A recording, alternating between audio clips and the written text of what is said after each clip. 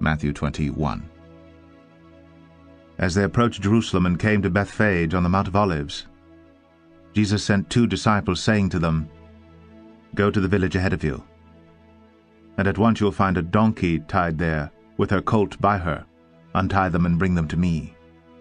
If anyone says anything to you, tell him that the Lord needs them, and he will send them right away." This took place to fulfill what was spoken through the prophet, "Say to the daughter of Zion, See, your king comes to you, gentle and riding on a donkey, on a colt, the foal of a donkey." The disciples went and did as Jesus had instructed them. They brought the donkey and the colt, placed their cloaks on them, and Jesus sat on them. A very large crowd spread their cloaks on the road, while others cut branches from the trees and spread them on the road. The crowds then went ahead of him, and those that followed shouted, "Hosanna to the Son of David! Blessed is he who comes in the name of the Lord! Hosanna in the highest!" When Jesus entered Jerusalem, the whole city was stirred and asked, "Who is this?" The crowds answered, "This is Jesus, the prophet from Nazareth in Galilee." The streets of the world are silent today. There are no palm parades. There are no hosannas. The choirs are silent. They do not gather. The preachers are not in their pulpit. The children do not cheer. The streets of Malaga and Madrid, that are usually in great preparation for the Holy Week parades, are dusty and empty. Palm Sunday comes with no hosannas. The hallelujahs have long since been put away for Lent, the lentiest Lent we ever lented. Every year at this time there are several celebrations that occur at almost the same time. Passover and Holy Week, of course, but there's another one. World Theatre Day.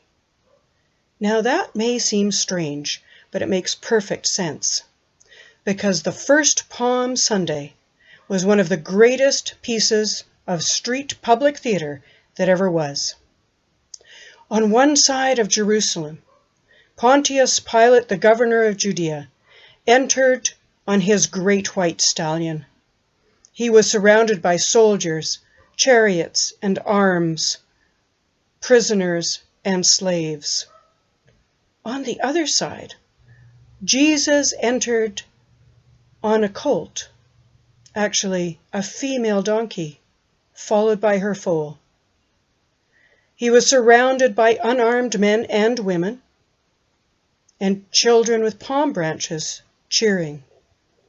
They didn't cheer because he was a great preacher, and they didn't cheer because they knew he was the Messiah, because they didn't yet. They cheered because he made fun of Pilate, and nobody likes that sort of thing more than people who are oppressed.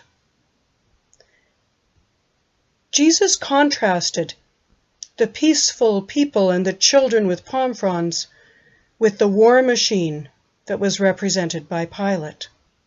It was theater of the people, by the people, for the people. Every year for Theater Day, somebody is asked to write a message to the world about why theater is important. And this year that message was written by playwright Saeed Nadim, Pakistan's leading playwright. He's head of the renowned Ajoka Theatre. And his message for this time tells us that theatre has been a place to break down the barriers between the sacred and the profane. Now the profane is just the ordinary.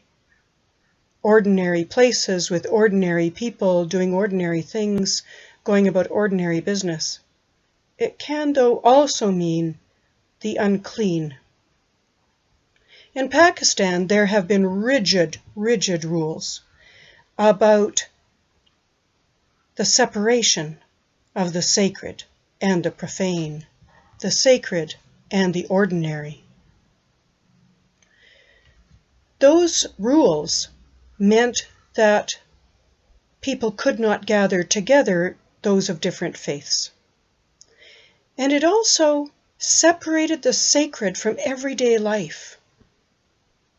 In recent years, Nadim has been part of a theatre that tried to break down those rules and those boundaries, those walls. It allowed Muslims and Hindus and Sikhs to appear together on stage, to together find the sacred. Right now, the stages of the world are empty. The doors are shut, waiting. But it is traditional to leave a light on center stage when the theater is dark. It's a safety light, but it's called the ghost light. It is said that ghosts use the light to put on their own plays on the stage, that the spirit of theater is so alive that the stage is never really empty, and when the theater is closed, the creative impulse cannot be contained. The need of people for storytelling, for enacting and reenacting the stories that explain us to ourselves, cannot be contained. It means that we participate in theater all the time. Even though church buildings are closed, theaters are closed and dark. The museums and art galleries are shut. The schools are empty. The concert halls bereft. But the outpouring of creativity into the world is incredible, tangible, apparent in people singing on balconies or playing music across parks, drawing on the pavement, putting pictures on their windows for children to find. This creativity rises to meet the sacred that is pouring into the world. The loving impulse, the caring acts, the making of beauty in ugly places, the reaction of souls, the tears that come unwanted and unbidden in reaction to that beauty. The sacred meets the profane in every offering, even the ones that are just funny, the ones designed to make us laugh. Churches have left the buildings, and people are singing along at home to Mary's music. They're listening to Carrie's stories. They're making their own art at kitchen tables, places where the sacred meets the profane on a living room floor.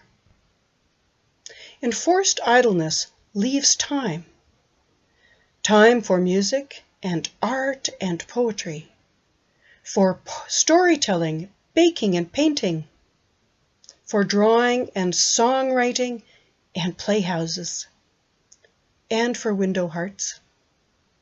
The difficulties and stresses of lockdowns can also inspire creativity, and often inspires prayer in our deepest need.